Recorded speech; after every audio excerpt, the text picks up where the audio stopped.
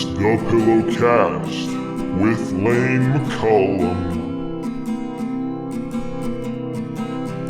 If you've got friends, you better call them. This podcast exists for absolutely no reason. Yeah. It's the only thing worse than federal treason. Hello, all you pillow people. Welcome back to another episode of Pillowcast. We're back quite early, quite soon, since the last episode. We're gonna pump these out about every Friday or Saturday, so you can expect about weekly episodes for the podcast now. Go listen to the last episode, by the way, if you want to hear more about that. But anyway, today's a very special episode, I think. One that I've been meaning to do for a while, and my guest on this episode, I've also been meaning to talk about just in some capacity for a little bit. And speaking of guests, we have Landen back. Landen's back. What's up, pillow people? It's me, Landen. You know me from last episode. Yeah, Landon's back. He's going to be on the podcast pretty frequently, so get used to him. Yeah, that's about it. For the intro. We're talking about a movie today. We're talking about a movie that me and Landon both very much so enjoy. It's not necessarily going to be a review, more of like a discussion, kind of sit down where we talk about some of the things about the movie, some background, how we feel about it, how it was made. And what is that movie, Landon? What are we talking about today? We are going to be talking about Eraserhead, the David Lynch film. It's going to be fucking awesome, released in 1977. And yeah, it's going to be awesome. It's one of the pioneers of modern day surrealist, filmmaking and stuff like that. So it's going to be awesome. It's one of David Lynch is one of my favorite directors. I think Lane's too. And a movie that we both love very dearly. So it's gonna be cool to be able to talk about it in depth for on the podcast. So absolutely. And just to give a little background, Landon really was the one that got me to check out David Lynch's stuff. For those of you who have listened to the podcast in the past, I'm definitely more so of a music person than a movie person, but in the last, I'd say, year or so, I've really fallen in love with a lot of films that have really kind of shaped my whole creative mindset, especially when it comes to writing music. A lot of the movies that I've watched have really influenced that. But in this last year, I've been watching a lot of movies and really getting invested in film a lot more than I ever have in the past. And specifically, Landon has always recommended me to watch David Lynch films. And so I finally watched Eraserhead one day, just randomly decided to watch it. And it blew me the fuck away. Just such a unique movie. I had never seen anything like it before. I don't even know if there's anything quite similar to it that is out there for me to watch.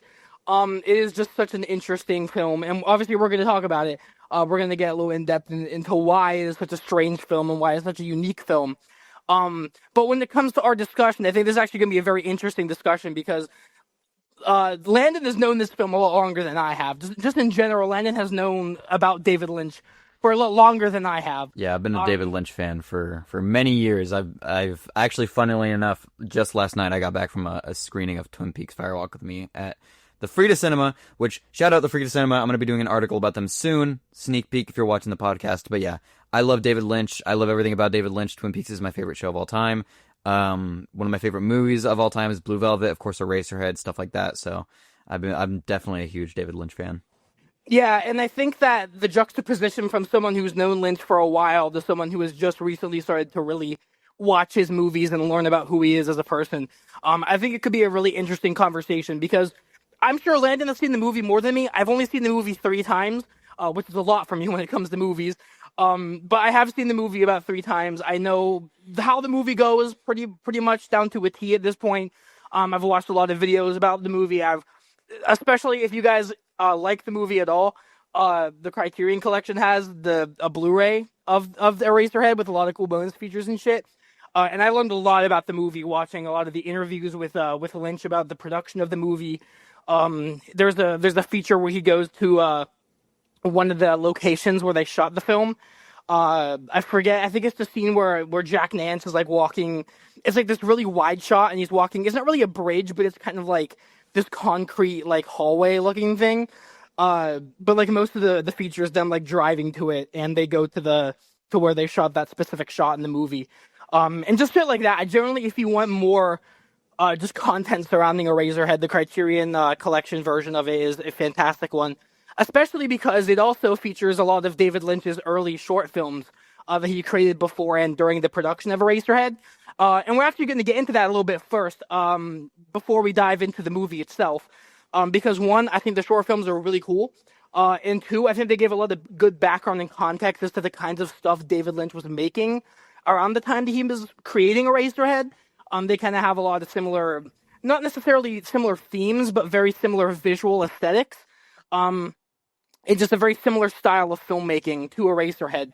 And as you watch them whether you're watching them on the Criterion or just watching them online, or I think there was another DVD release with some of his early short films on it, but however you watch them, I think it'll give you a really good idea of where Lynch's head was when he was making Eraserhead.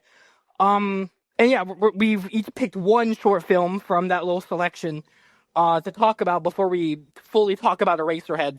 I'll let my buddy Landen go first. Landen Doyle. Yeah.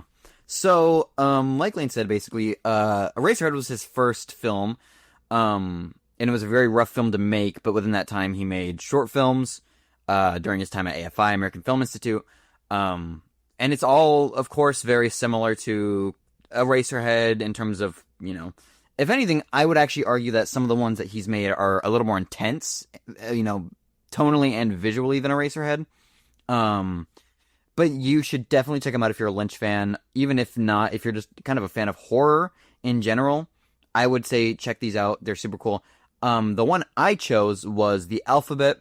It was the first David Lynch short film that I was acquainted with, that I saw.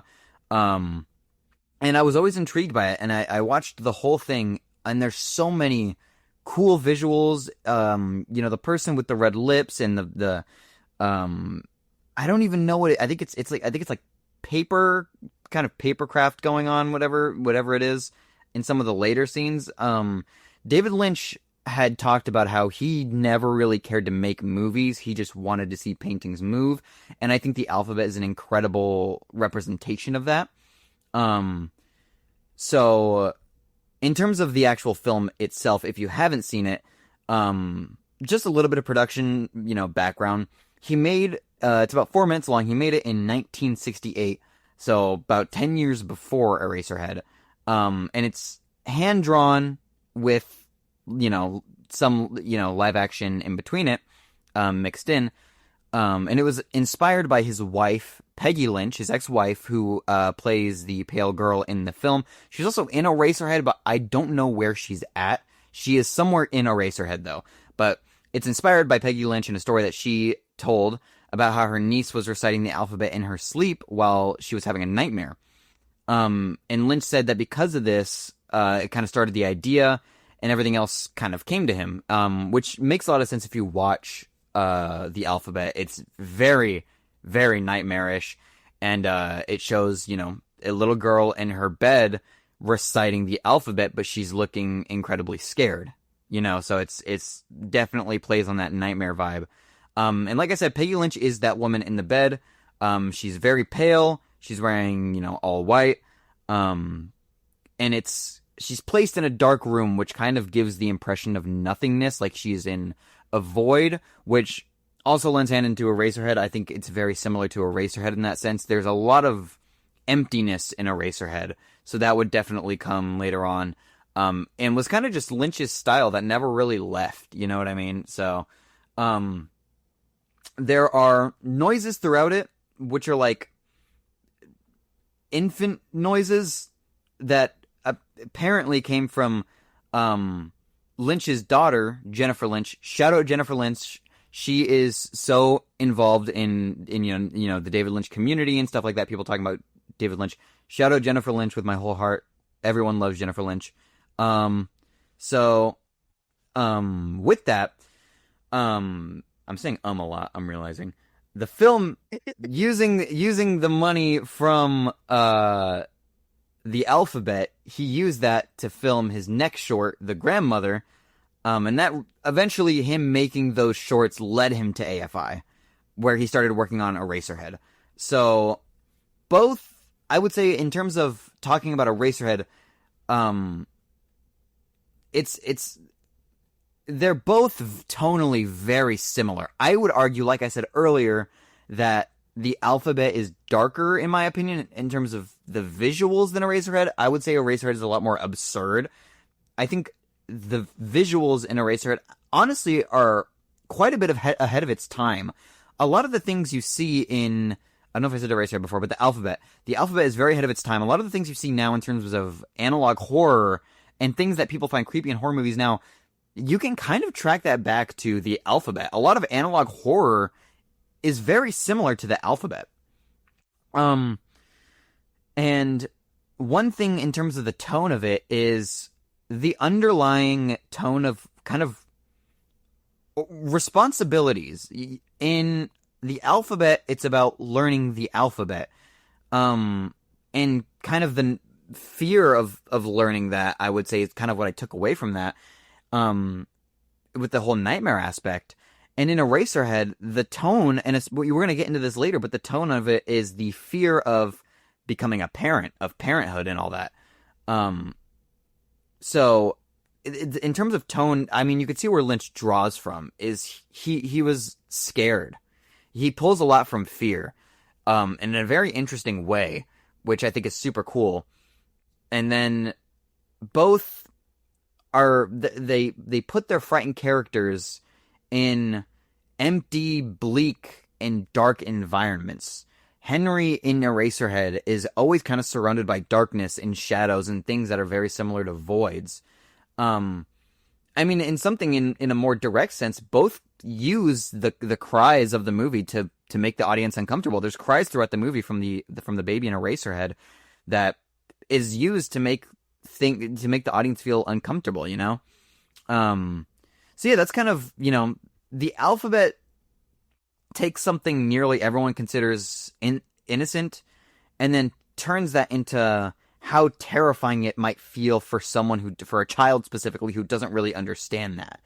And you could see Lynch kind of discovering what he would later perfect in Eraserhead, using sound and repetition and imagery, bodily imagery, to turn something kind of like a normal anxiety into a nightmare, making something nightmarish and scary. And so I think the Alphabet is one of my favorite short films to look at and see where Lynch started with all of, you know, everything he was doing. So that's my kind of rundown of the Alphabet.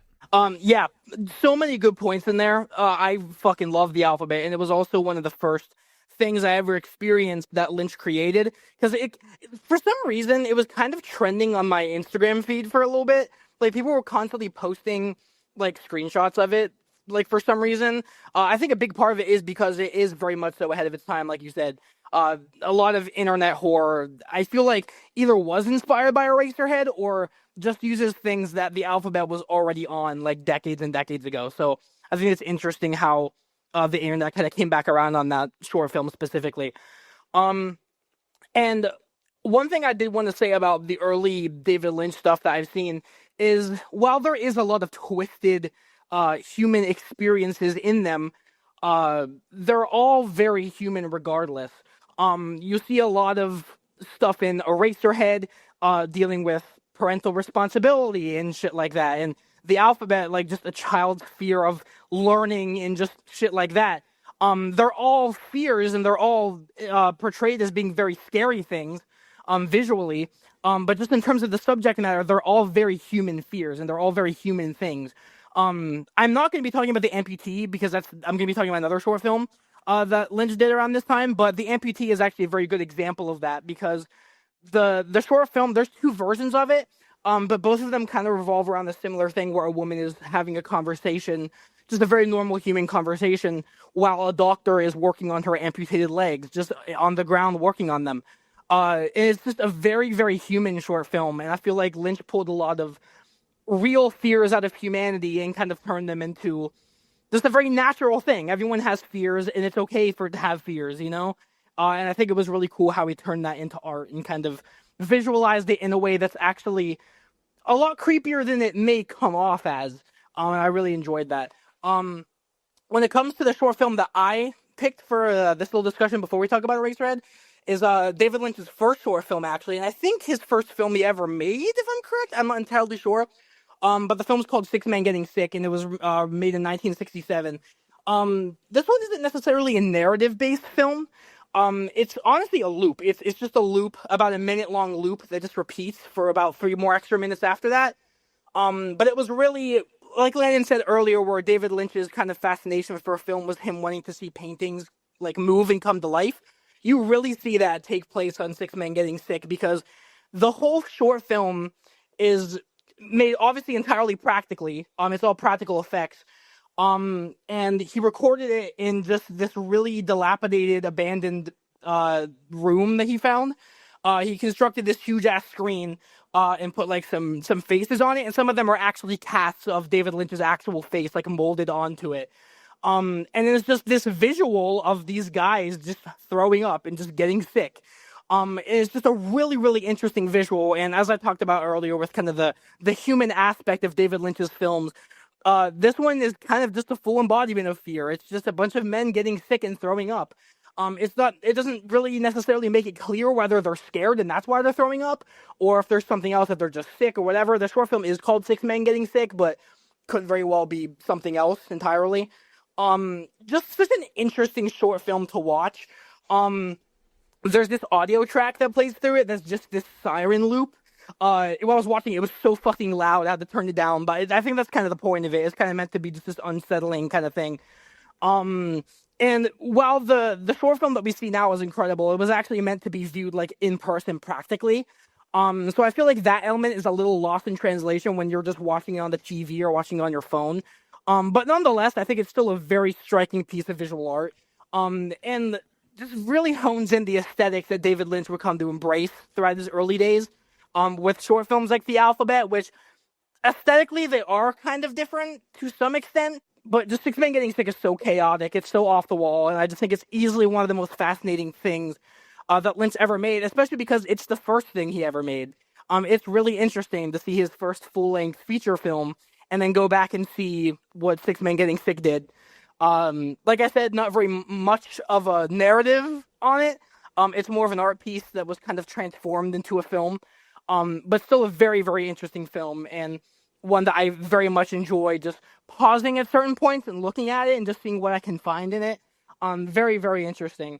And yeah, that's Six Men Getting Sick and The Alphabet. Those are some of the short films that David Lynch did during this period. Yeah, so definitely go check those out if you're a Lynch fan or you're just a fan of Eraserhead. It shows insight on, kind of just the mind of David Lynch before he was making films and working on other things like Twin Peaks and stuff like that, like stuff like, Eraserhead and The Elephant Man and some of his other later stuff like, the Hollywood trilogy. So definitely check those out. And so now I think we're going to get into actually talking about Eraserhead. So, Lane, do you want me to kick it off, or do you want to kick this one off?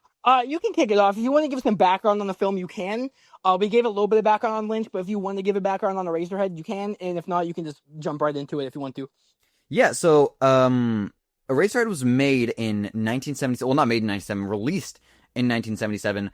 And it's kind of one of the things that I like to point out when talking about Eraserhead is the first start of the continuous cast that David Lynch would build, including Jack Nance, who would make continuous appearances in his later movies like Dune. He was in Twin Peaks, stuff like that. And one of the things I love about David Lynch was his continuous cast of recurring characters. If I do recall, I believe, what's his fucking name? I'm forgetting his name. Anyways, the dad, Mary's dad in the movie, he was in some later Lynch stuff. I forget his name, just off the top of my head. Also, Jennifer Lynch was in this film. Jennifer Lynch, shout out Jennifer Lynch. I also forget what she's in. I would have to check. But yeah, so released in 1977. It's kind of the start of surrealist film. It took a lot of inspiration from, in my opinion at least, where I see it pulls inspiration from, the 1950 short film Meshes of the Afternoon, If you haven't checked that out, I definitely recommend checking that out. You can tell that Lynch pulls inspiration from it. And while digging in that, I found another short film, which I forget the name of it. I'd have to go find it, which I hadn't actually been able to find since then.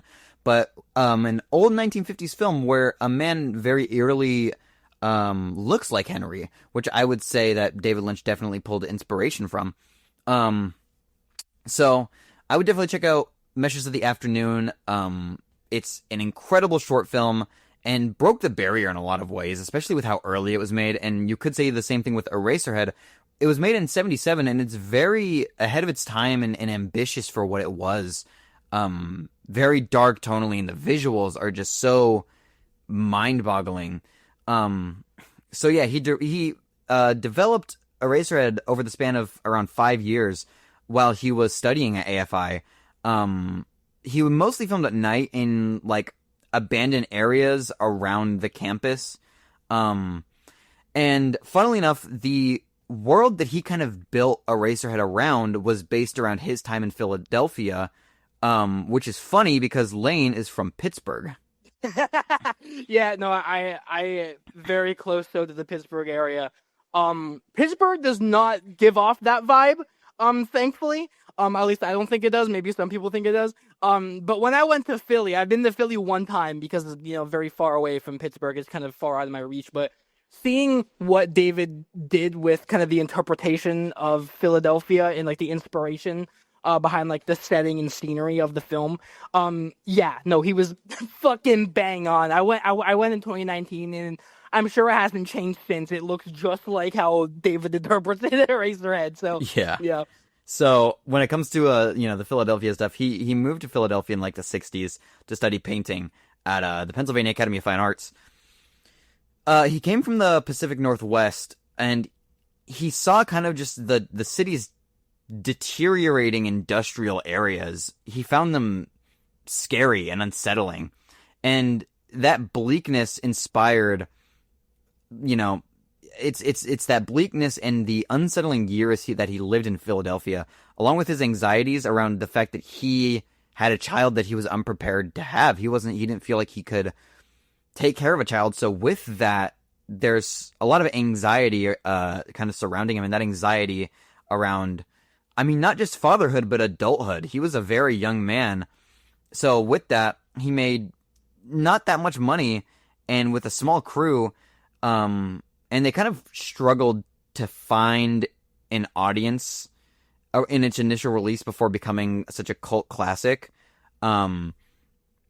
But yeah, so he was originally from the Pacific Northwest, and in Philadelphia, it's very different out there. I've never visited, but even then, in my time in Pittsburgh, just the same state, it's very different. Especially, I'm not even from the Pacific Northwest. I'm from California, but I've seen the Pacific Northwest. And it's so very different. It's brick walls everywhere. And in his case, in Philadelphia, factories, brick buildings, very crime-ridden. And that experience kind of gave him a feeling of danger, like, continuously, which is something that you can kind of feel in Eraserhead. Things don't feel right in that world in Eraserhead. And Eraserhead isn't really meant to be a realistic recreation of Philadelphia. You're not going to see places in Eraserhead in Philadelphia, or even places inspired from the sets and stuff like that. It's more so that Lynch took his emotional memory of the city and how he felt about the city and turned that into Henry's world. So instead of it being Philadelphia, it's how he felt about it and his experiences and his emotions about it.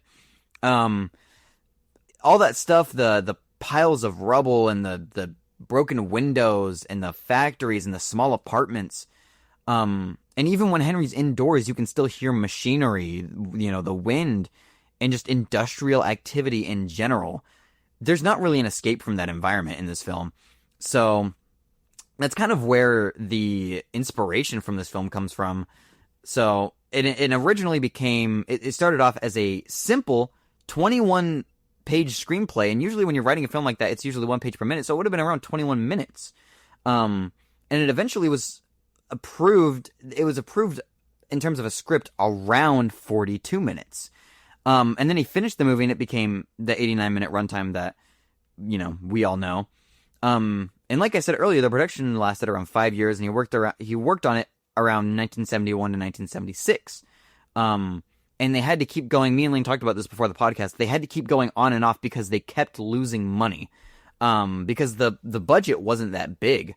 So most of it was paid for out of Lynch delivering newspapers.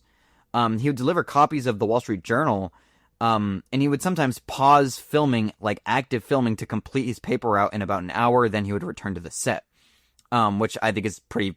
It's cool, but it's funny. No, that's fucking badass. Yeah. He's making like one of the coolest movies ever, and then just delivering papers during production. Yeah, like you could have gotten a paper delivered by David Lynch. Like, isn't that fucking insane? While he was making like his directorial debut, fucking wild shit. Insane shit. And so a lot of his friends kind of helped keep the movie running. Jack Fisk had put some of his paychecks into the film, like full-on paychecks, signed the paycheck over to David Lynch. And some other people where they were giving just their money, their full paychecks to. One of them, Catherine Coulson, she was working as a waitress, and she would bring back the food and her tips back to the set. And at some points, production had become so slow that they had only captioned like 1 or 2 shots in an entire night. And one shot was Henry touching a doorknob. He was filmed walking through that door a year and a half later. It took Henry a full year and a half to get through a door, which I think is fucking wild. Yeah. I find the production of this movie so interesting. Like, not only because of stuff like that, but because everyone involved was just so determined to get it made. Like, I find just, like, the fact that, like you said, it took him a year and a half to finish a shot of him walking through the door, but all the money that was lost during the making of the movie, the ways that they acquired money, and throughout, like, this really strenuous production cycle, everyone was still, like, in high spirits, like, doing whatever they could to get the film made, and I think that's a cool story. Yeah, it's they were all so fucking dedicated. It's insane. I don't think I've seen that much dedication on a film set ever. It's wild. One thing that a lot of people wonder, and one of the biggest things about the movie, is no one knows what the baby was made from. There are claims that it was like a lamb, or like a lamb fetus or a rabbit fetus. That no one knows what the fuck that is, which is one of the biggest, I think, pulls about Eraserhead. One of the biggest things that people hear about Eraserhead, which kind of drives people to watch it. And so, David Lynch and Alan Splett, when they were making Eraserhead, had recorded machinery and wind and, trains and stuff like that. And one sound came from just moving a microphone inside of a glass bottle through a bathtub full of water. And I think Lynch talks about that in an interview. And like I said earlier, the initial reception... Well, before we get into that, actually, I want to talk about how David Lynch had removed multiple scenes before an early festival screening. These scenes were, a longer subplot involving children discovering dimes. They were digging up dimes in an alleyway, and a disturbing scene involving 2 women. And that initial reception of the film was not very good. Cannes and the New York Film Festival had rejected it. It had a Los Angeles festival screening, and it got very harsh reviews, and one early showing reportedly attracted only about 25 people. It was when they did midnight screenings of the movie where word of mouth kind of got around and turned it into a cult classic that it's still played in theaters for midnight screenings. And John Waters widely encouraged his own audiences to see it, along with director Stanley Kubrick, who called it one of his favorite movies. And Lynch had heard that Kubrick had invited visitors to his house to specifically show them Eraserhead. One of the things you hear a lot about it is that during The Shining, he showed the cast of The Shining Eraserhead to show how he wants the vibe of the movie to feel. And Lynch took that as a very high compliment. So that's a fun fact for all you Shining fans or all you Kubrick fans out there. The Shining is very heavily inspired by Eraserhead in terms of just the tone and how he wanted the actors to feel, and how he wanted the audience to feel watching the movie, and how, the crew should display that. So that's something that I think is really cool. I'm a big Shining fan. I know Lane is also a very big Shining fan. So that's a cool thing, kind of linking those two worlds. So yeah, that's kind of the background of the movie. So I think at this point we can also get into just our own personal thoughts about the movie. How we feel. So Lane, when you first watched Eraserhead, what was your, how did the movie make you feel? Like, what was your first reaction to it? Very, very loaded question, because I felt a lot of things watching Eraserhead. The first thing that really stuck out to me about the film, which you very much so touched on, and I kind of wanted to add to a little bit, was the atmosphere, the setting, and the sound design specifically of the film. You mentioned The Shining earlier, actually just before I turned it back to me. I fucking love The Shining. I think it's brilliant. And one of the things that really set it apart from other movies that I had watched until that point was just the feeling it gave me, the feeling of unease and just the spaciousness of a lot of the shots in that film. Especially just watching the characters roam through the hallways of the hotel. It felt like they were the only ones there, And if there was someone there, it was like a spirit or someone with malicious intent, I think that was a very genius point of that film, and I definitely see now, after seeing Eraserhead, where Kubrick got that from, because I feel the exact same way about Eraserhead. As you said, like, a lot of the film's setting was based around, like, the industrial complexes in Philadelphia, and the sound design is very heavily based on that too, which would imply that there are people running those machines and shit. But specifically the scene where Jack, I keep calling him Jack Nance, the guy who plays him, when Henry is walking through just the town, the scene when he's in the alleyway and with the dog in there, that is one of the most unsettling shots in the whole movie to me, because it genuinely feels like he's the only one there. He's the only one that lives in the whole town. There's like nobody else there. There's just this unease that the only people that exist in the entire film are the people that we see as the main characters. And that's such an interesting thing to me. And I think Lynch really did a good job with that, and such a good job that Kubrick imitated it, at least a little bit, for The Shining. That was a big point for the movie. And yeah, we were talking about how the movie wasn't necessarily like based on Philadelphia when it came to like the buildings and stuff like that, but just the general vibe of it.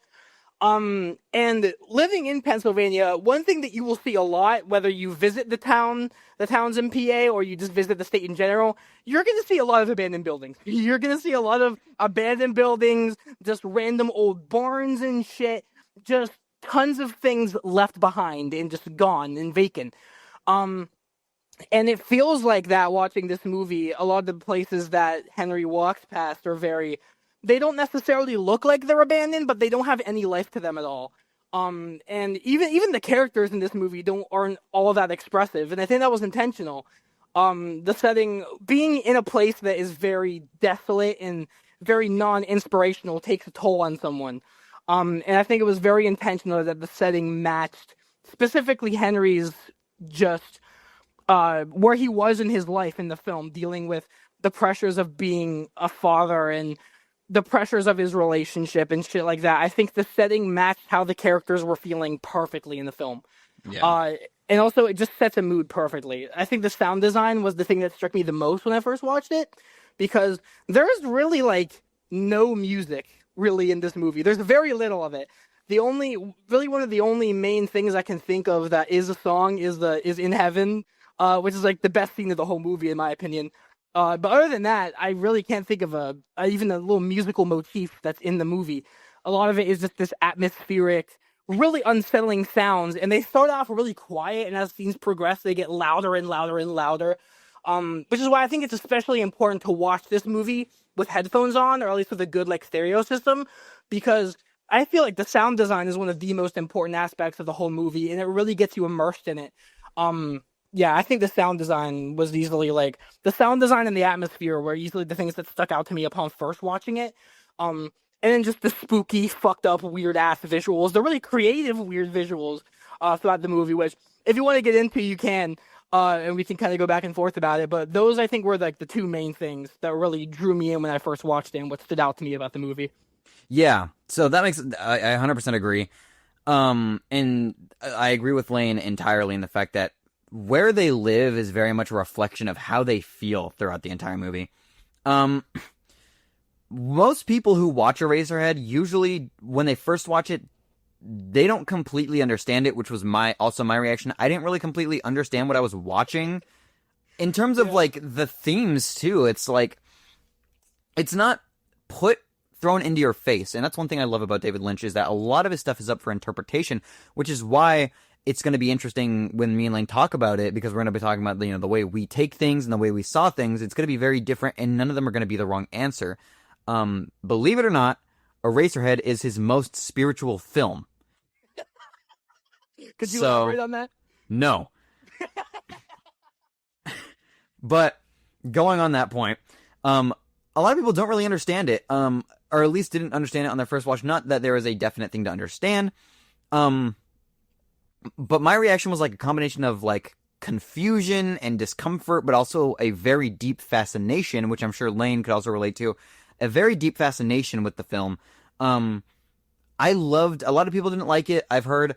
I loved the slow pace of the film. Like Lane said, it is very ambient. It's super ambient. There's a lot of noise and sound design in it, which I think is great. It's a very anxiety-inducing movie, just because of that sound. The machinery and the crying and all the industrial noise and just the ambience of the film. And one of my favorite things, and one of the things that I noticed when I first watched it, was the imagery really sticks with you when you first see it. Everything in that film, it really, really sticks with you. Even if you forget parts of the story, you usually remember the visuals. You probably won't forget, you know, the baby, the lady in the radiator, the chickens, the moving chickens. It's a movie that it feels more meaningful the multiple hours after it ends, after you watch it and you sit there and you think about it. And I would say for people who are first watching it, if you haven't watched it yet, your first viewing, you shouldn't worry about solving it or understanding it. It's about experiencing it. It's an experience when you're watching it. You're experiencing this world, and then you decide what this means to you. And that's kind of what I got to on when I first watched it. I had first watched it at a screening in a store, and I loved it. I thought it was great, and I remember being confused at kind of the ending where he gets turned into pencils. Also, spoiler warning, if you haven't watched Eraserhead yet, if you're fine with that, please go watch it first, though. Where he gets turned into pencils. I remember being kind of confused because I was like, what did this entail? And it's more so you have to take everything metaphorically. This whole movie is very, very metaphorical and very, in a lot of different senses. Which is something I think everyone should understand. So, if you haven't seen Eraserhead, Henry is kind of burdened in a way with this baby. He meets this lady, her name is Mary, I believe. I could be tripping. Is her name? I think her name's Mary. Yeah, I'm pretty sure her name is Mary, yeah. Her name's Mary. And he kind of drops on her at a dinner. She invites him to dinner with her parents. And kind of drops the bomb. Not even her, actually. Her mom pulls Henry aside and says, like, did you have sex with her? And she's crying because she's, you know, it's revealed that she's pregnant. And it's established through the movie that Henry can't really take care of a child. And one of my favorite instances of this was that in his apartment, on his bedside, he has a mound of dirt with a dead plant sticking out of it. That's one of my favorite visuals in the whole movie. Yeah. Is that plant. It is incredible. I love it. And it's very meaningful in the sense that, like, it's a representation of Henry, how he can't even take care of a plant. He can't put it in a pot. He can't take care of it to keep it alive. So how is he meant to take care of a child? It's a very incredible representation. Also, if you watch Eraserhead, that shot of him in his hallway leading up to the elevator, you'll notice the pattern on the floor is the same, if not very similar to the zigzag pattern that's used in Twin Peaks in the Black Lodge, which is another cool nod to kind of... David Lynch is very big on his visuals. Like I said, you know, me and Lane mentioned earlier, he at heart was kind of a painter. So he's very big on his visuals in terms of the curtains and the carpets. And so that it makes sense that he would kind of want that later on in his later films. And he kind of reuses that stuff throughout his films, which you'll notice when you get into David Lynch's filmography. So that is one fun fact that I find really cool. So with that though, basically, Henry lives in this small apartment. He gets burdened with a baby, and he knows he can't really take care of it.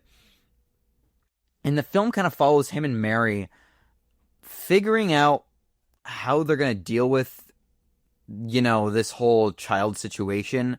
Mary gets upset through the movie with Henry's kind of incompetence. There's actually a scene in the movie that was cut where Mary has a seizure in her apartment, which I think would have been really cool to see in the film. I think it would have added a lot. But yeah, so it's kind of just a critique on his fear, on David Lynch's fear of being a father. And yeah, so I think that is, in terms of what you should know about the film. And going on that, I mean, well, first off, Lane, did you have any words about, that whole, the introduction of the film and how you felt about Henry and the baby and Mary and all that stuff? Yeah, I think the plot of the movie, the quote unquote plot of the film, visually, I think, like you said, when you first watched the movie, when I watched it with my girlfriend, she did not get it at all, and like I kind of had to explain a little bit. And that was kind of how I felt when I first watched it. I thought visually it was a fucking spectacle to watch, just like what they were able to do with such a small budget and just the strenuous production of the movie. What they were able to do with the visuals was incredible, and that's what really like took me aback when I first watched it. I didn't really get what the movie was trying to put forward, though, or at least what I personally thought it put forward. And after learning about what some of the things in the film symbolized, it really made me appreciate just how it deals with those things in a very abstract and off-the-wall way. One of the things that I really did pick up on after learning about what a lot of the film's main plot points were is that, like you said, Henry cannot be a dad. Just the way he is in his life, how he's functioning, raising a child would just not work. And even though this is the case, what I noticed throughout the movie is that the subjects of love, lust, sex, parenthood, anything involving relationships are just constantly engulfing him and just surrounding his life. Even very early on in the movie, whenever he's in Mary's house, they have a dog that's feeding puppies that is like being like very caring and nurturing towards like its little puppies and shit. Like that's present in the film even before the baby's announced. It's just constantly surrounding his life, and then the woman next door that he does the dirty with in the bed and shit. Very heavy. They have sex. They have sexual intercourse. They start fucking in the bed like real crazy, freaky style. Anyways, yeah. Just that whole theme of just love and lust and just like that sort of aspect. Even the beginning, I've seen people call the opening like scene of this movie a fucking sex scene. I've seen some people say that online, where it's not like directly a sex scene, but like there's like a sperm and there's like this weird circular crater looking thing that could be interpreted as like an egg or something. Like I've seen people say that opening shot is a sex scene, and it might be a little far-fetched, but I kind of get where they're coming from. This movie is very up for interpretation. So saying that opening shot could or could not be a sex scene, I could totally see it, and I think there's a lot of visuals like that in the movie that can be up for interpretation in that way. But yeah, just that whole subject is just constantly clouding his life. And stuff like the lady in the radiator or ventilator or whatever, the fucking nightmares and shit he has are kind of like his escape from that. And I think it was really interesting. The movie's very not linear at all. When you're watching it, like, certain things will happen that aren't actually happening in real life. But it's also not clearly specified that they're things that Henry's imagining, you know? It's a very not a linear movie. I think that was done on purpose, though. It kind of blends the fiction and the reality together, especially near the end when the baby starts kind of corrupting his dreams. Even when his fucking head like pops off and then the baby replaces his head, and then his head, like the whole sequence where he gets turned into erasers and shit at the end. Just he can't even escape the baby's burden even in his dreams and shit. And I just think that whole theme is very cleverly woven throughout the film. And I think it's genius in all honesty. And yeah, that's one of the big things I really took away from the movie, especially after rewatching it for this episode. Yeah, and on that note that Ling was just talking about in terms of when Henry's head pops off and it gets replaced by the baby, I think it's also a representation of Henry's underlying understanding that he knows at the end of the day this baby is going to be a reflection of him as a father. The way that Henry treats this child, and if he chooses not to treat the child, if he chooses to neglect the child or to not neglect the child, he realizes that at the end of the day, the child is going to grow up and it's going to be a reflection of himself. There's no way to prevent that at all.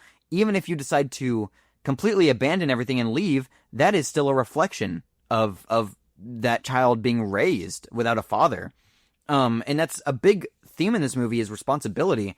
And I wanted to get into, Ling was talking about the kind of ideas that sexuality and parenthood and all this stuff is kind of plaguing Henry all the time, with the dogs and the mother feeding his child, but also the dinner scene with the parents.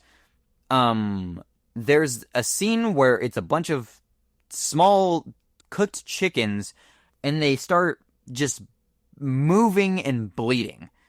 And in my opinion, I would say that was kind of a critique on Henry's, disgust is a strong word, but kind of disgust with women's bodily functions and how that's something that he finds disturbing. So I think in that regard, he's kind of always just plagued by something. And it kind of makes you wonder how Henry even has sex at all.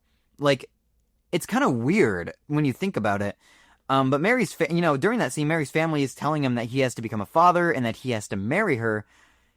And his adult life is essentially, like, his whole adult life is condensed into that dinner. His whole adult life is determined by that dinner. That very uncomfortable dinner.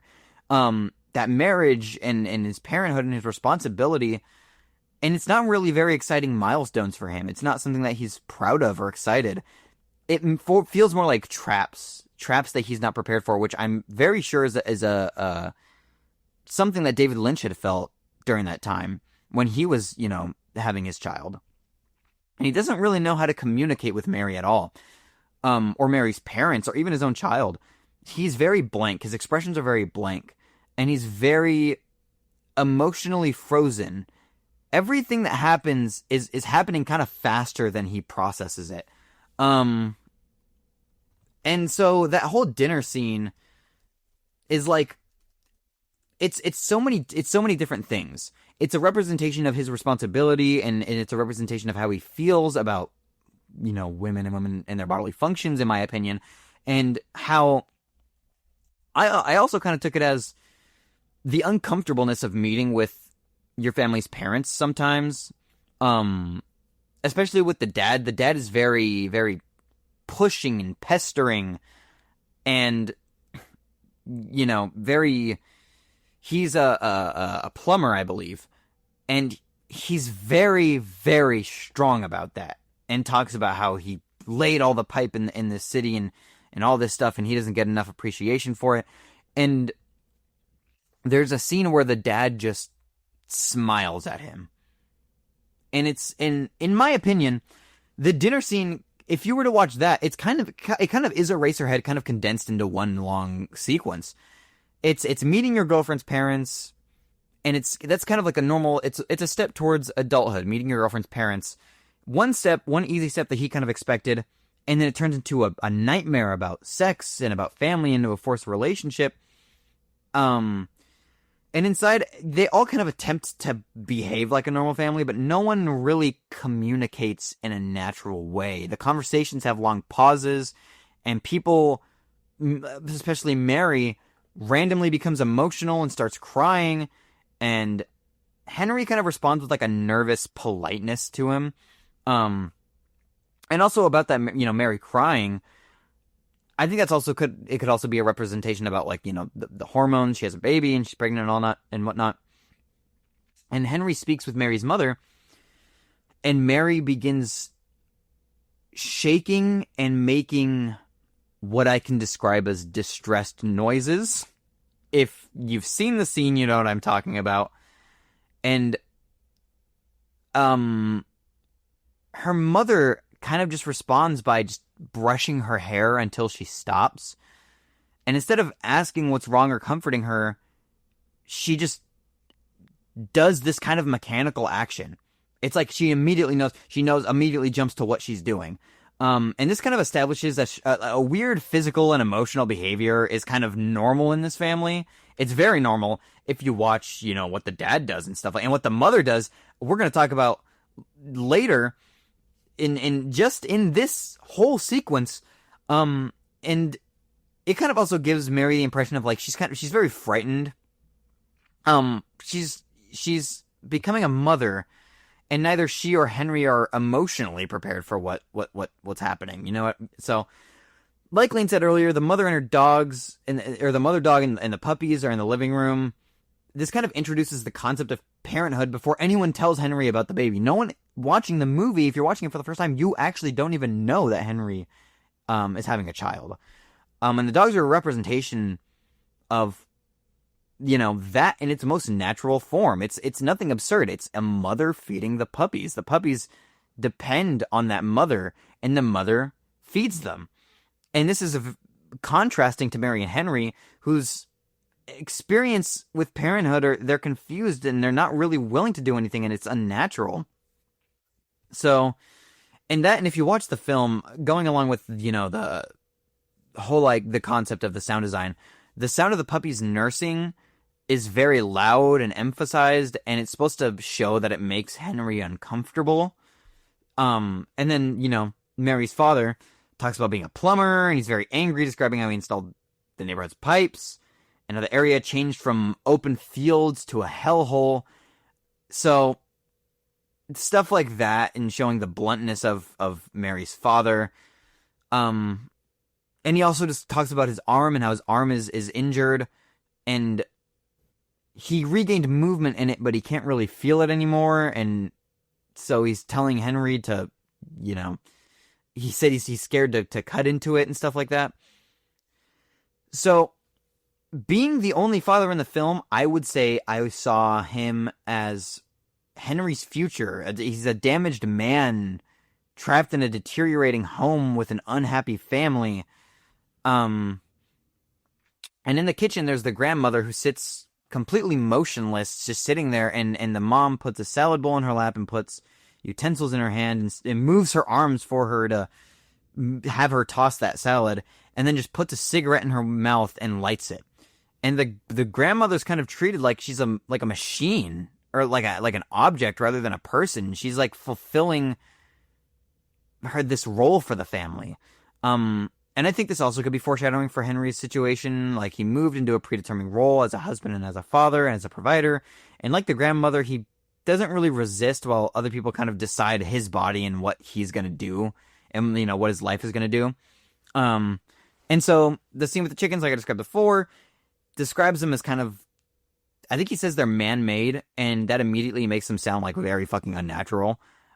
Just like, the baby that will soon be revealed. And he said he usually lets Mary carve, but he gives this responsibility to Henry as symbolism of, I'm passing you this responsibility of my daughter, of being an adult, of being the leader of the family.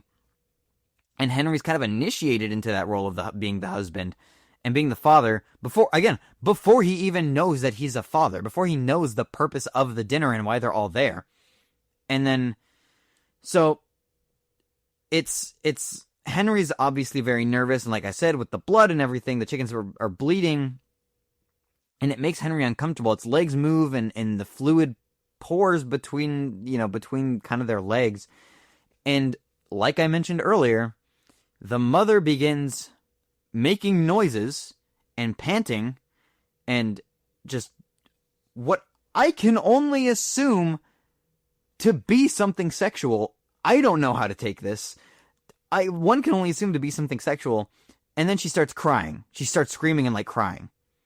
And it's like, all of this stuff just makes Henry so uncomfortable.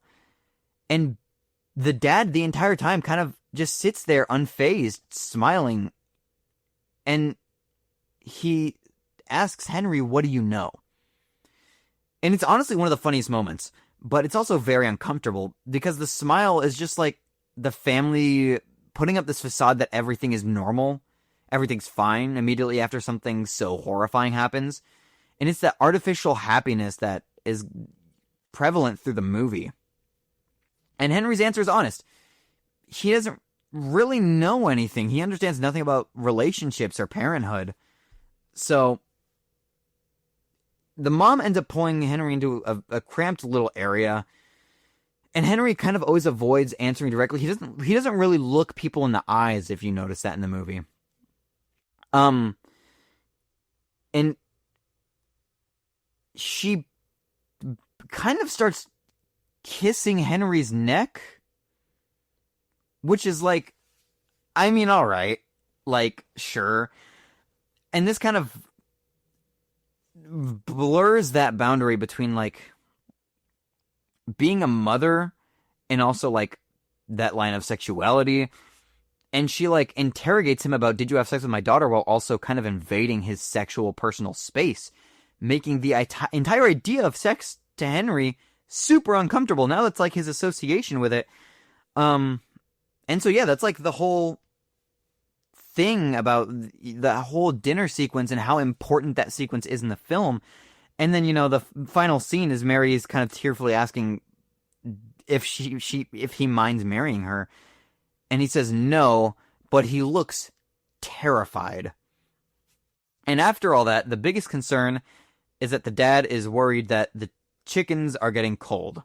After all of that, after the bleeding chickens, the sexual confrontation, the announcement of the baby, which they don't even know what the baby is. They just know a child exists, Henry's the father, and they can't even tell if it is a baby or not.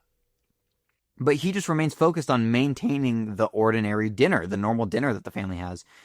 So the family treats this unimaginable horror as less important than dinner for them, which I think is very important to understand the tone of the movie and all that stuff. So that's kind of how I took it and what the scene meant to me, at least. Lane, do you have any takes on that? That scene is really interesting because there are a lot of scenes in this film that really, really stood out to me, but the dinner scene wasn't one of them. Whenever I would watch this movie, I really loved the scene. I thought it really did a good job of being an expositional scene to kind of start up what the rest of the film would entail.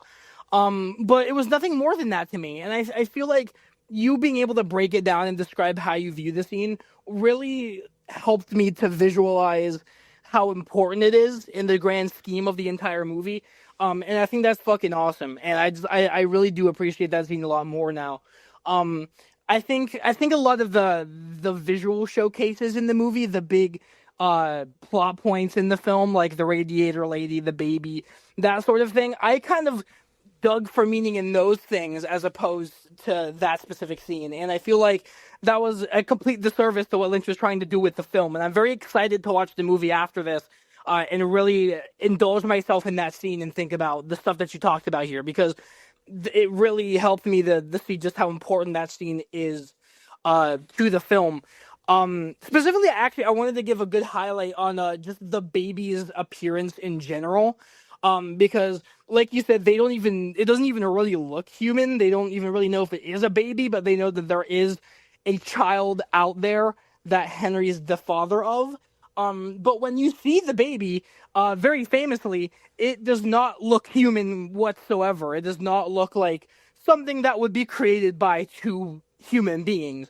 It's kind of like this weird, like, pod-looking thing wrapped in bandages with like this long neck and these beady eyes and this kind of little beak at the front. It's a really, really weird looking child. Yeah, and it has like weird like the skin is weird and textured, and it's like it doesn't have any limbs. It's like weirdly smooth with this weird. It's a weird looking thing. Yeah, it is so fucking strange. And obviously, I do feel like that was intentional. I don't think it was just like a thing to make the movie spooky. I think that is just generally meant to represent how warped Henry's perception is of his own reality and just the subjects of parenthood and responsibility and lust in general. Because before the baby's introduced, we like me and you both talked about with the dog feeding its puppies in Mary's house. That's a very natural way of showing that sort of thing. It's something that you can actually view and visualize in your real life. As someone who has a dog who has given birth to two different litters of puppies, I have seen that happen in my real life. I can see that. I have seen that. I've observed that. That's a very natural process. But after the baby is born and we're introduced to just Henry's whole situation with the baby, it does not look natural whatsoever. It doesn't look like something that you would typically see after a pregnancy, after a birth. It doesn't even look like any like birth defect that you would see like currently in the world.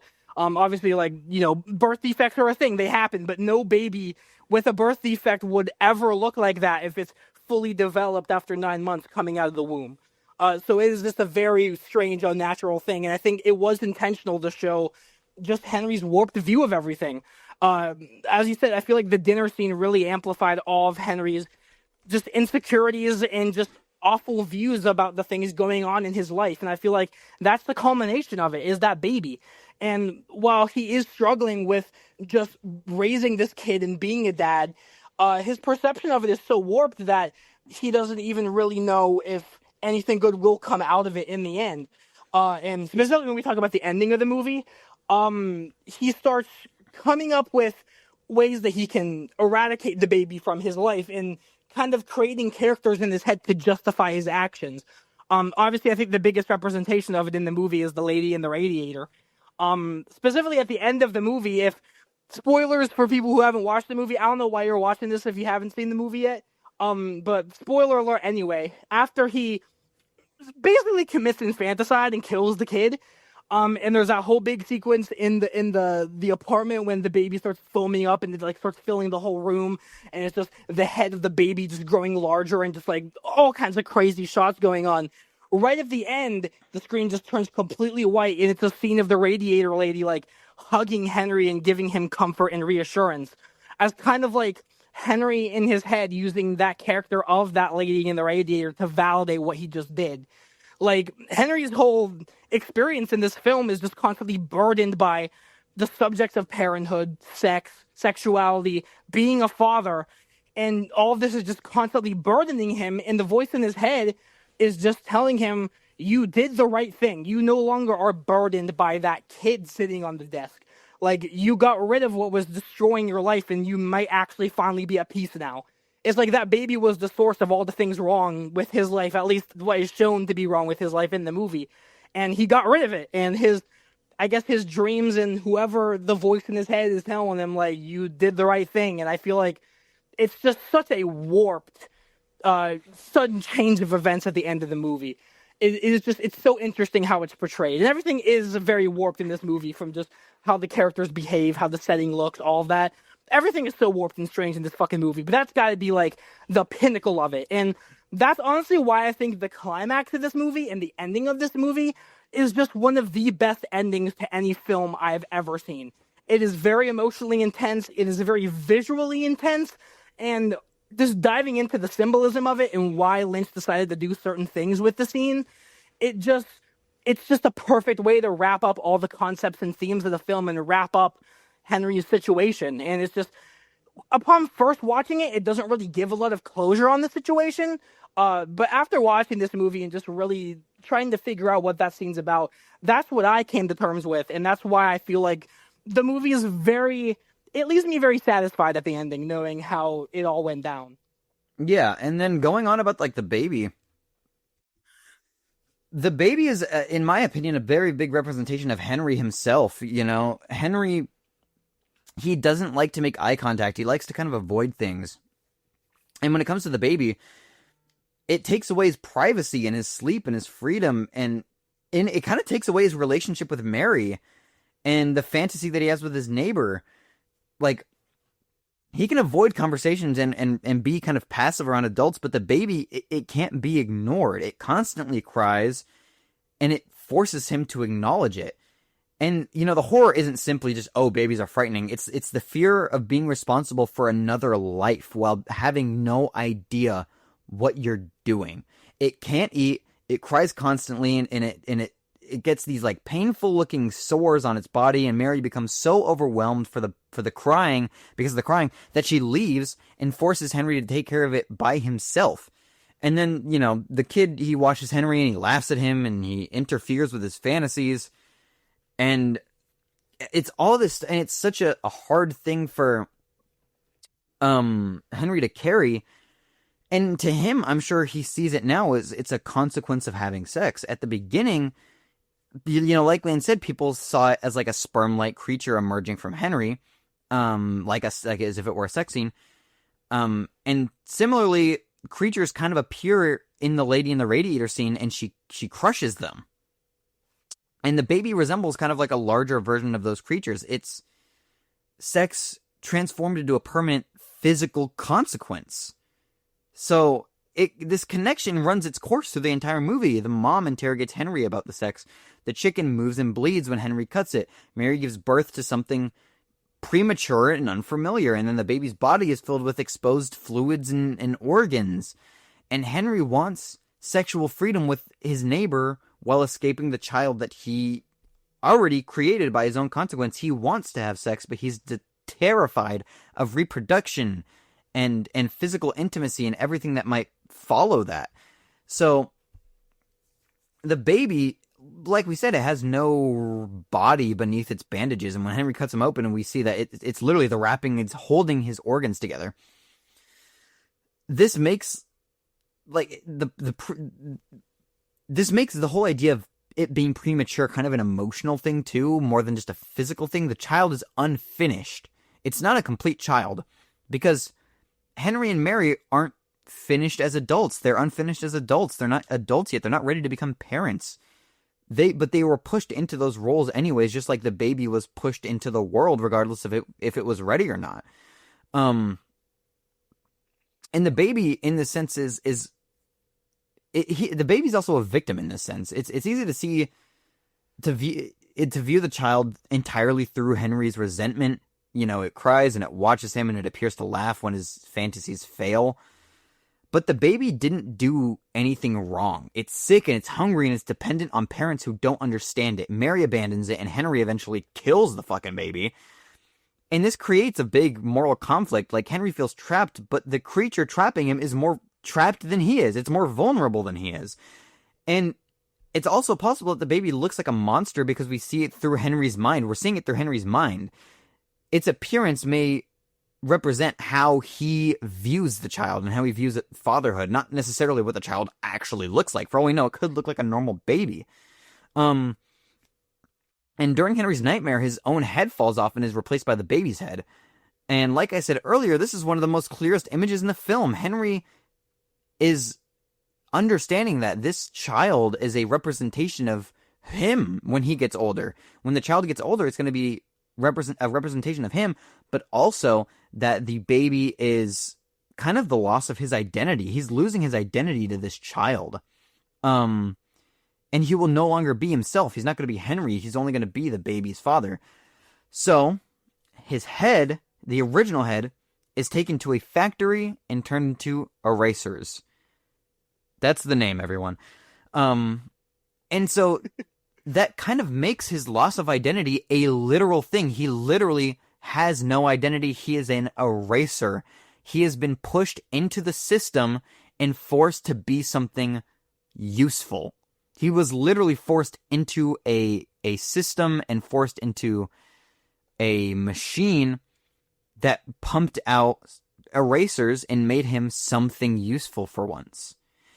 And also, one thing I do find interesting, that I think the reason why they would have picked erasers, in my opinion, was because erasers are used for erasing mistakes, which is what Henry wanted all along.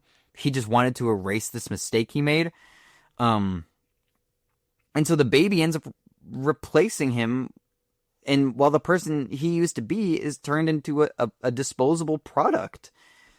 And then, yeah, Henry kills him. He cuts the bandages and kind of pokes at the organs with the scissors. And it's the first time he kind of takes control of anything. And that moment is, like, especially disturbing. Henry, he stops being passive, but he uses his will to destroy something helpless. You know, he might believe that killing the baby will erase his mistake and bring back his freedom, but instead the child grows until its head fills the room and the entire, you know, his world begins collapsing. This, it means that this can't simply be erased. Henry's attempt to just erase his responsibility only makes it consume everything.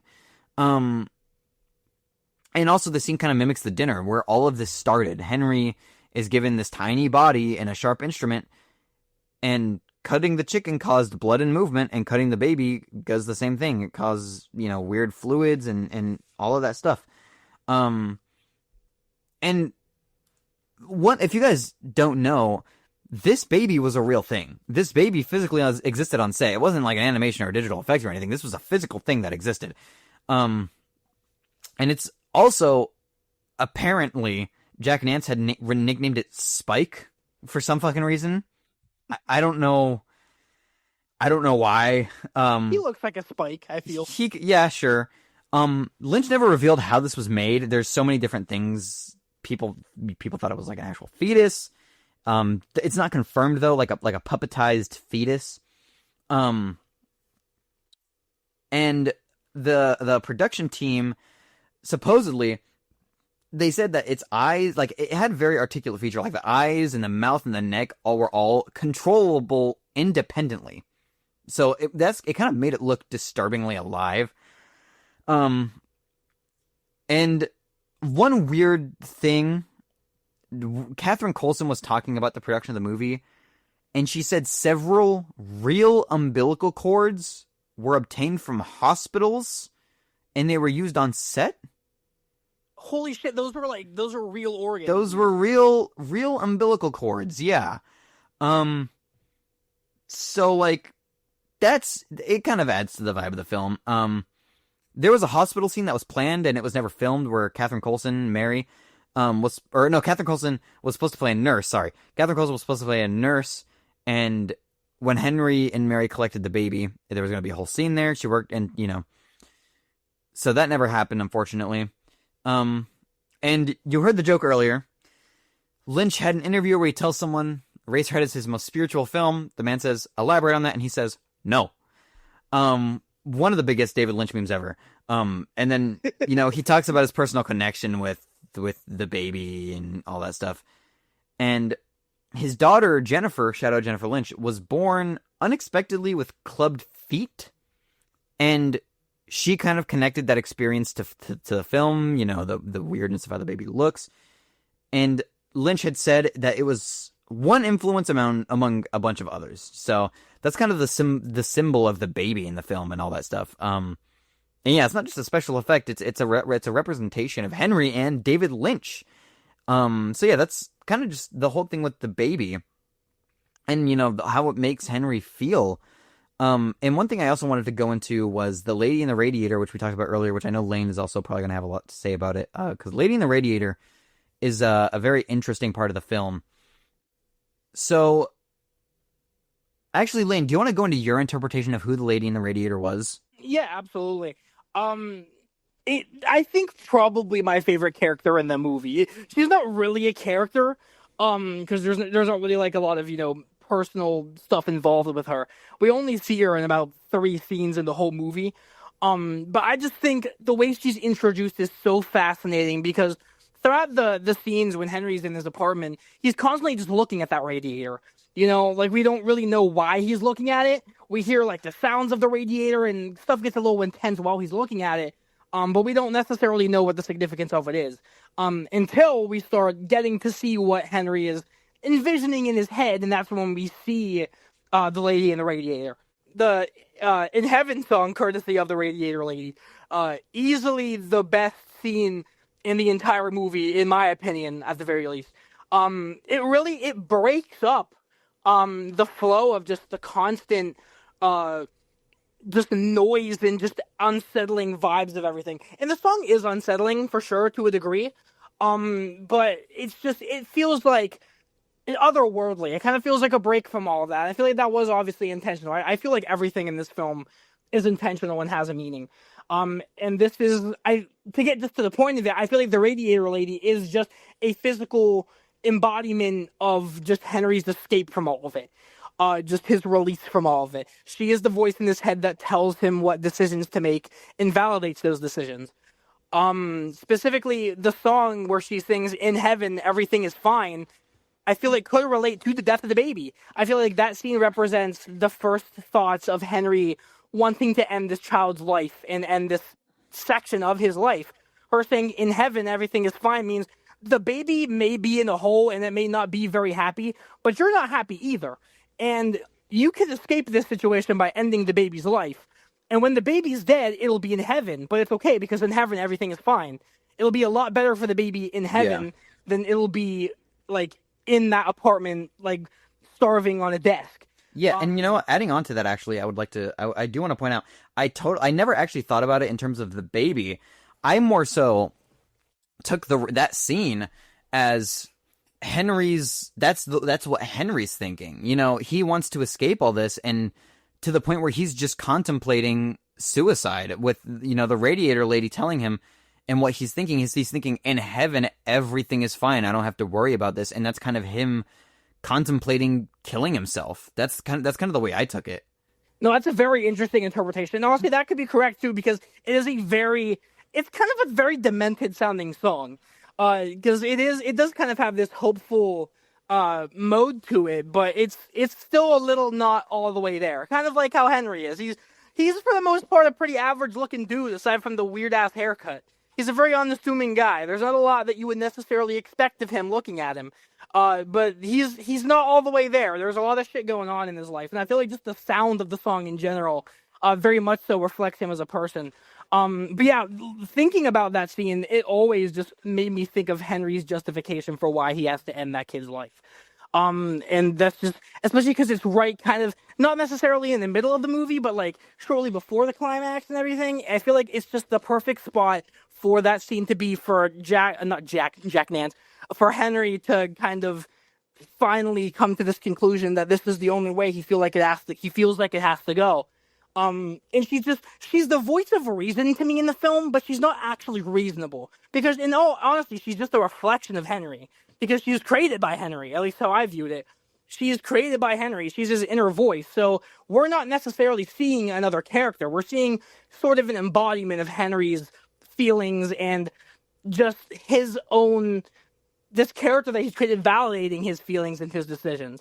And I just think it's such a nice alternate look at the character of Henry. It is just so interesting. Especially the first time that we see her, where she's kind of really awkwardly shuffling across the stage, and then the umbilical cord spermy looking things fall from the ceiling, and she just violently stomps on them.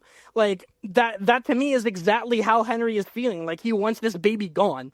Like this baby is such a nuisance in his life. And of course, if you don't like something and something's being a burden to you, you're gonna have negative feelings about it. And I guess the way that he chose to embody that in his dreams or his fantasies or whatever is to have this character in his head act violent towards it, or act violently towards something that kind of symbolizes it. Nothing in his visions or his fantasies are necessarily very direct. They're not very linear. So in a sense, I feel like those weird dangly spermy umbilical cord, whatever the fuck looking things, are the representation of the baby in his dream, and the radiator lady is stomping out the baby. I feel like really the radiator lady is a big tie-in to the end of the film.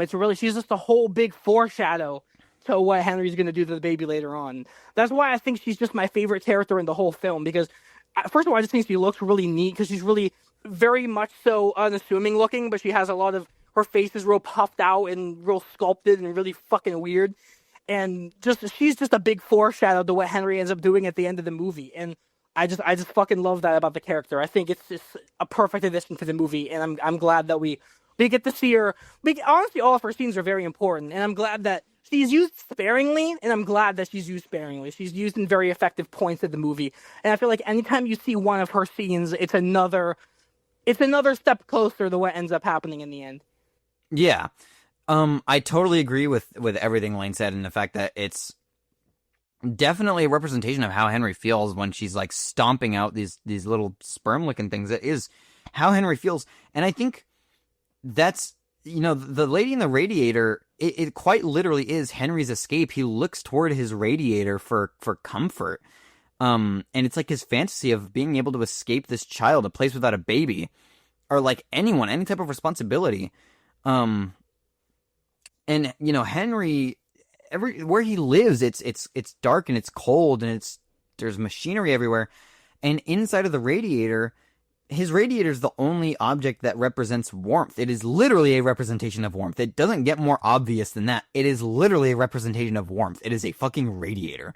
And Lynch had said he imagined it as an opening into another place, and that warmth made him feel happy.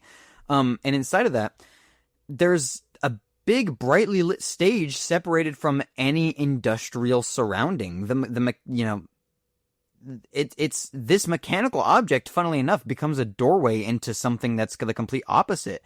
And this is important because Henry, he rarely tries to improve his actual life.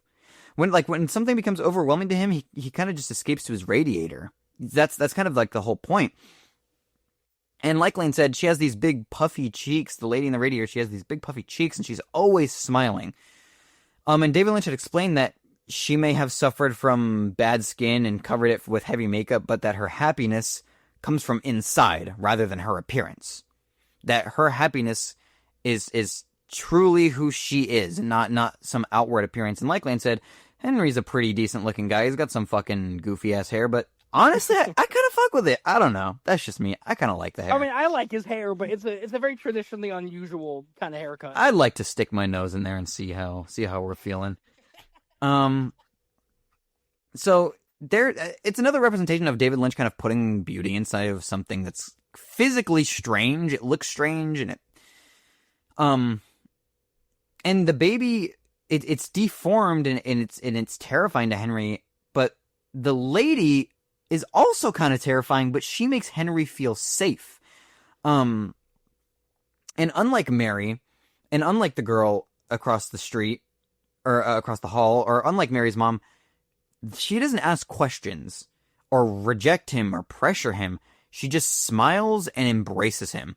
She just constantly is validating him in whatever he decides to do. Yeah, all the time. And that's where Henry finds his comfort. And like we said, in Heaven, Everything is Fine. That song is like the clearest association to death. She promises him a place where everyone has everything they want and nothing is wrong. You know, you get whatever you want and that's it. And this is what Henry wants. He wants he in his real life, he has a relationship that's collapsing and he can't care for the baby and he can't sleep. And his sexual fantasy rejects him and he has no control over his surroundings. And Heaven offers a permanent escape for all of those problems. The song is so comforting. Like Lane said, the song is very upbeat. That's the point. The song is comforting, but it's disturbing because it suggests that the only way Henry can find peace is by killing himself. But it's such a comforting song because that's where Henry finds comfort. He finds comfort in the fact that if I died right now, I would be away from all of this.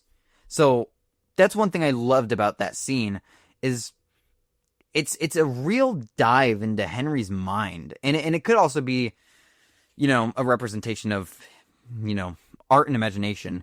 Because it's like a theater and there's curtains and the patterned floor and a spotlight with, you know, she's performing directly to Henry. And Henry's imagination kind of just turns this radiator thing into a stage, and the lady could represent the dreams and his aspire to create beauty and art inside of such an oppressed environment such as Philadelphia.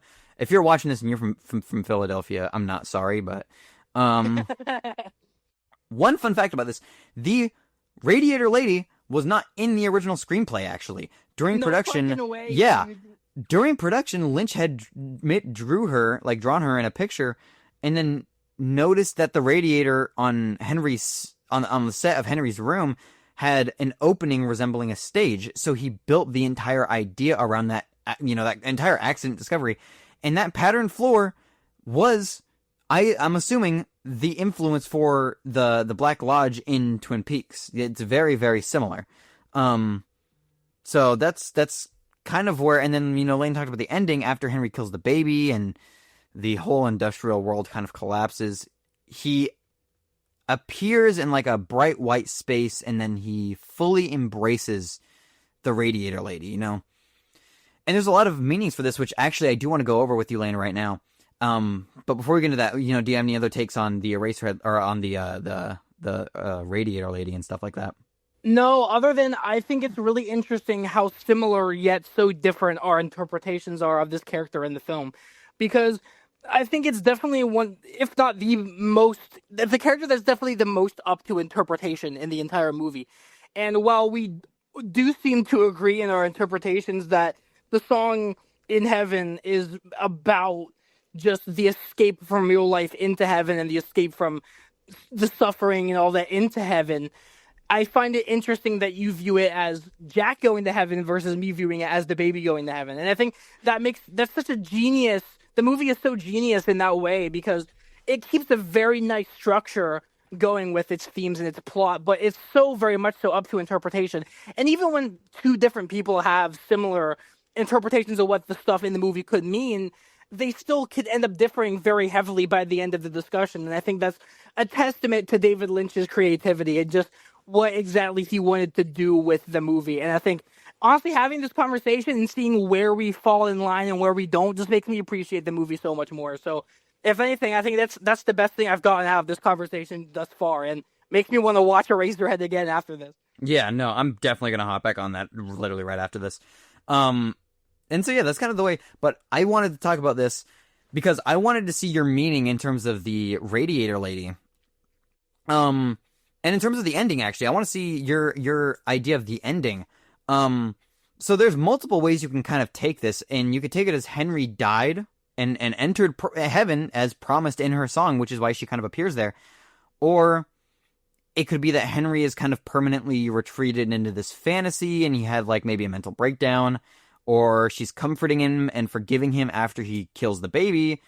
Or there's so many different things. Maybe he found peace and he finally wants to take care of the baby, and that whole thing was kind of just a fantasy after thinking about that, or, you know, all that stuff. So how do you feel the end? What do you think the ending means in this movie? Well, after all the chaos in the apartment and he embraces the radiator lady, as I've said, the radiator lady is his justification. She is his voice of reason in his head.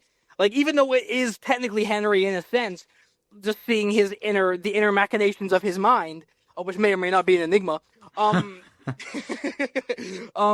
she is the voice of reason and validation for Henry. And I feel like that is the final act of that in the movie. She is comforting and validating his actions. I feel like the white atmosphere, because for all the times that we see the radiator lady, and also all the scenes in the movie, they're very dark. They're very gray, and they're just not bright. They don't look happy.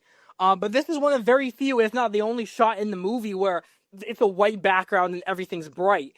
And with the radiator lady validating this horrible action that Henry just did, this could just be finally all the weight lifted off of his shoulders. He finally got rid of this burden in his life, and he's retreating into his fantasy and kind of telling himself that what he did was justified because he will be happier going forward. And I feel like the whole visual tone of it shifting from this dark, dreary scene into this bright one is kind of a representation of that. And I think it's honestly just the perfect scene to end the movie on.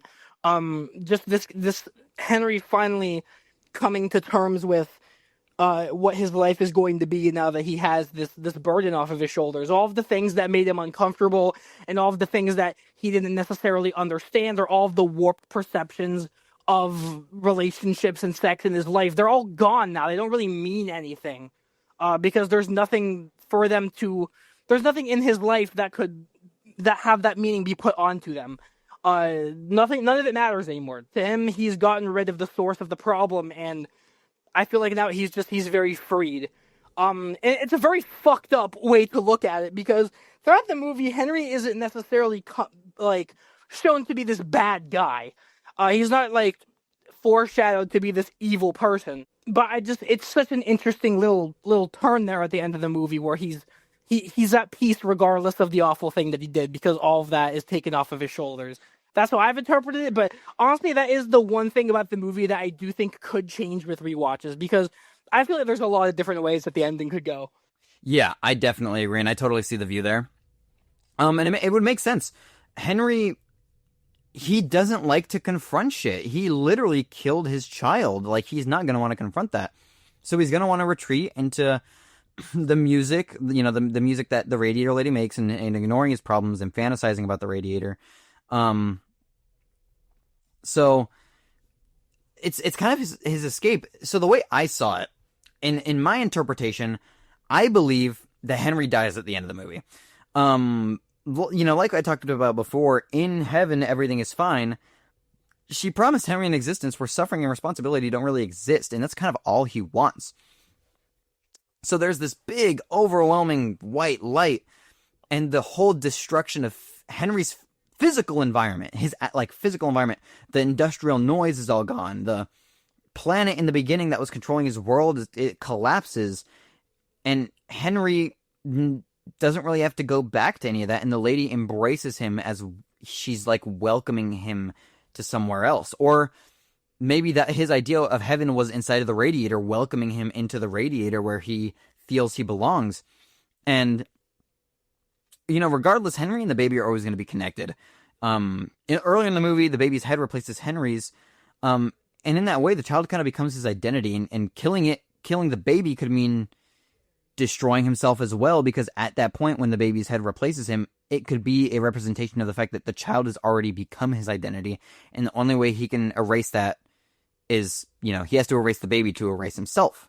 So, and also one thing I found interesting is, if this is the way that you want to see it, or this is the way I see it, the ending, and I found this very beautiful, the ending focuses on not a body, not a big, a death or anything like that, because you don't even know if he dies. It doesn't really focus on death, but if it does, the ending focuses on what death feels like to Henry. What does death feel like? It doesn't feel like something he's scared of. It feels like a release from the noise, from the guilt, and from the responsibility.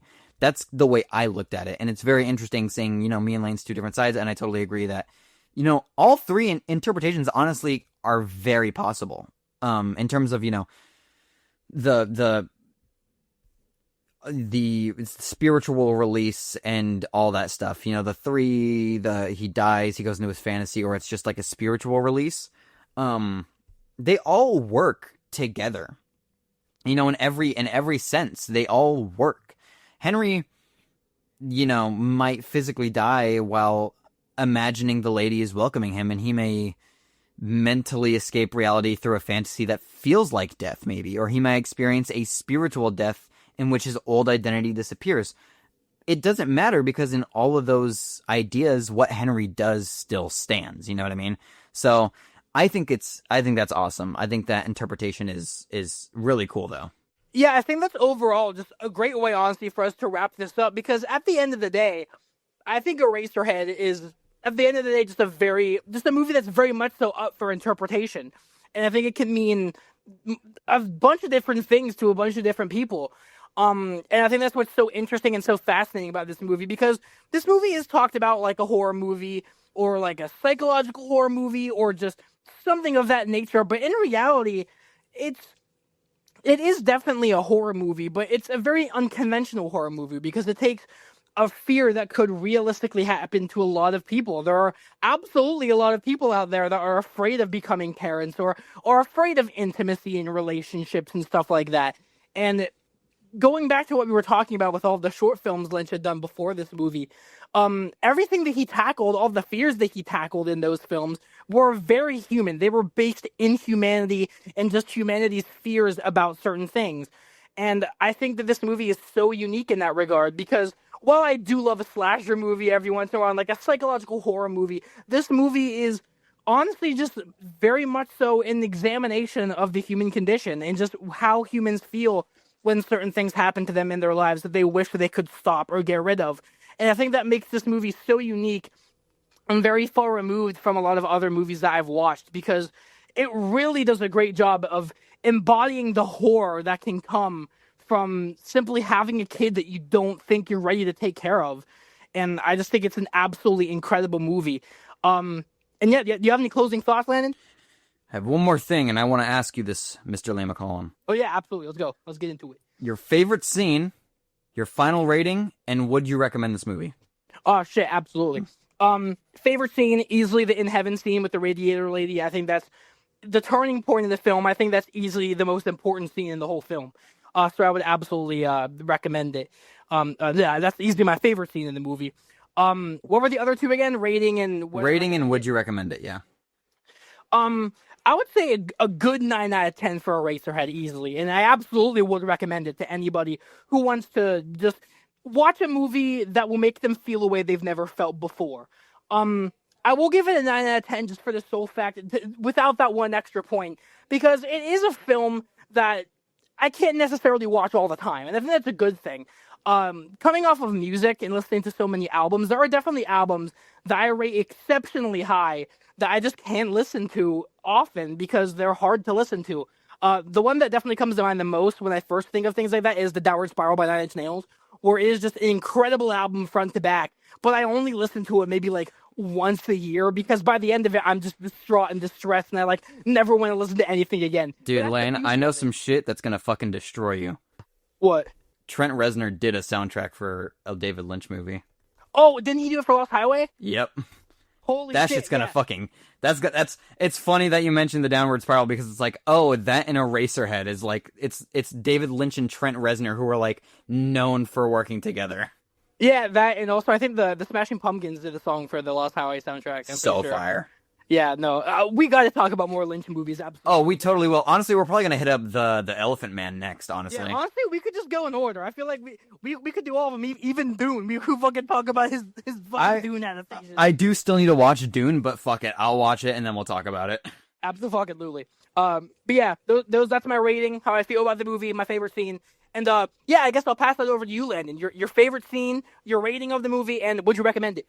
Yeah, so my favorite scene in the movie is, and I'm sure you guys could tell, my favorite scene is the dinner scene. I think it is the best establishment of the film, and I think it gives everything tonally before you even realize what's going on. It explains everything, and it tells you, you know, it gives you so many different feelings, and it tells you how Henry feels.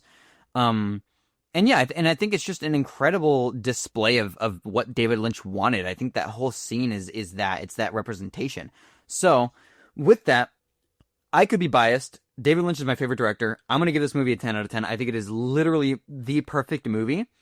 And would I recommend it? I would recommend this to literally every person, whether you're into movies or you're not into movies. I think everyone needs to watch this movie at one point. I feel like this is like the perfect movie for someone, if you're trying to get into film, you need to watch Eraserhead. It's one of the greatest movies ever made in the history of the world. So I'm really glad we could talk about it today. That's my rating. That's my favorite scene. So you can wrap this up, Lane. Absolutely. So yeah, that's our discussion on the Eraserhead. Honestly, I think this could be like one of, if not the best episode of Pillowcast. Like genuinely, I feel like this was such a good discussion, breaking down this movie, talking about what makes it so good, why we enjoy it, what the greatness of this movie is. And yeah, definitely expect us to talk about more movies in the future. David Lynch and non-David Lynch, we'll talk about whatever. But definitely expect more David Lynch reviews in the future. Not really reviews, but discussions, because David Lynch is just a very interesting director, and he's one that I've been very heavily getting into lately, and one that Landon is already very heavily into, obviously. Mm-hmm. So we're definitely going to cover them. Probably the next one will be The Elephant Man, but definitely hoping to talk about like Blue Velvet and Lost Highway and Mulholland Drive, and definitely Twin Peaks. And actually, I wanted to mention this before we close this out. About 2 years ago, I think, I went to Columbus, Ohio, and I went to see some bands there. And there was a venue. I forget what the name of the venue was. I saw the bands Delta Sleep and Maxio there, and they were fucking awesome. I went for Maxio because I love Maxio. But the venue was very heavily inspired by Twin Peaks. They had like the black and white like zigzag pattern on the stage floor, and there was like a circular curtain that ran around the stage. And it was super, super cool. And I didn't know anything about Twin Peaks, so I remember sharing some videos of the concert, and I sent them in our little group chat that we have. And Landon was like, "Holy shit, this venue is the Twin Peaks scene. That's fucking awesome." Shout out that fucking venue, bro. That shit was awesome. Yeah, no, that was super cool. I wish Landon was there with me because he would have probably been the first one to point out that it was a Twin Peaks themed venue. I think that's fucking awesome. I forget what the name of the venue is, but I'll probably look it up at some point, and I'll update in a future episode. Probably when we talk about Twin Peaks, if we talk about Twin Peaks. We probably will. I'll watch it and we'll talk about it. But yeah, that was something I wanted to mention because I thought that was kind of cool. But yeah, that's gonna wrap up this episode of Pillowcast. Thank you guys so much for listening. Future episodes every week, probably every Saturday. That's probably where the goal is going to be from now on for the podcast. You can listen to us on YouTube, Shockingly Ninja Like, the YouTube channel, Shockingly Ninja Like. We have all the episodes from Season 1 and Season 2 so far up on there, as well as CBO Magazine. Oh, yeah, baby. That's what I've been waiting for. Hell yeah. You can listen to all the episodes from Season 2 onwards on CBO Magazine on the website. Check that out. Landen actually just put an article up today, actually, regarding like photography and shit like that. So definitely listen to, watch that. Read that and check that out. Very, very well written article. Check those out. You said, what, every Friday you're going to put articles? Yeah, so we're going to be doing articles every Friday, and then following that, we're going to be doing Pillowcast every Saturday. Yeah, that's the game plan. So stick around. New episodes of Pillowcast every Saturday on Sharky Ninja Like and CBOmagazine.com. Yeah, stick around for the articles every Friday by Landen and whoever else he gets to write for the magazine. Like I said in the last episode, super excited to be partnered with CBO. I think the episodes are going to get better and better as they go. So stick around. Make sure to listen. Keep on listening.